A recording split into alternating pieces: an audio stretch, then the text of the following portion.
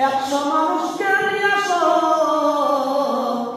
100 মানুষকে একটা পাল্লায় দিব, আর একটা পাল্লায় শিশু মুহাম্মদকে দিও। আমার ভাইরা লম্বা কথা আছে, এবার 100 মানুষকে দেওয়া হলো, আর একটা পাল্লার ভিতরে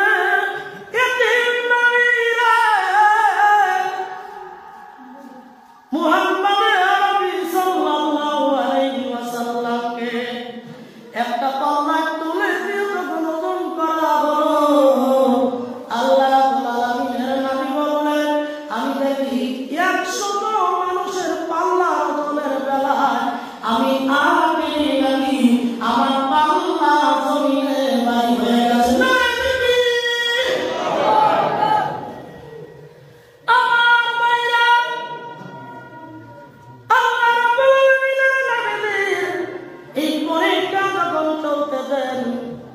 আল্লাহ রাব্বুল আলামিনের নবীজি এবার উপরের ফেরেশতাটি নিচের ফেরেশতাকে বলতেছে, ওই কতক্ষণ তো পরীক্ষা করলাম, আর পরীক্ষা করব না, শেষ লাস্ট এন্ড ফাইনালি একটা পরীক্ষা আমরা করব।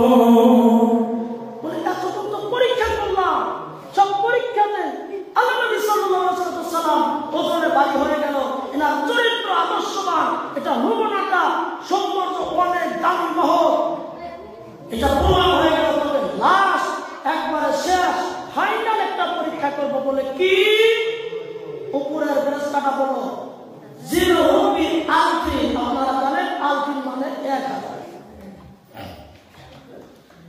এবার বলল, যা যা আবার গোটা পৃথিবীর জমিনের ভিতরে ধরো, 1000 মানুষকে ধরে নিয়ে আসো, আর 1000 মানুষকে একটা পাল্লায় দেব, আর একটা পাল্লায় আল্লাহর নবীকে তুলে দিব।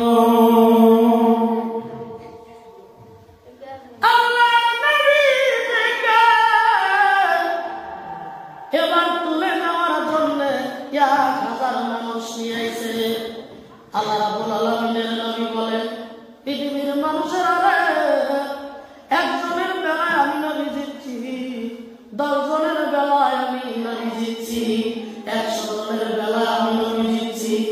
এবারে আমার মানুষের পাল্লায় আমি নবী, আমার দিলের ভিতরে একটু ভয়ের সঞ্চার হয়ে গেল, আমি আখেরি নবী রে। এবারে 1000 মানুষের ওজনের তুলনায় আমি জিতি কি না জিতি? আল্লাহ রাব্বুল আলামিনের নবী বললেন, আমি এবার পাল্লায় উঠতে চাই না, আমার একটু দিলটা ছোট হয়ে গেল।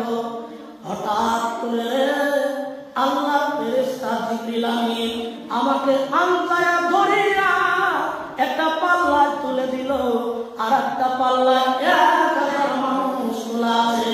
এবার ওজন করা হলো।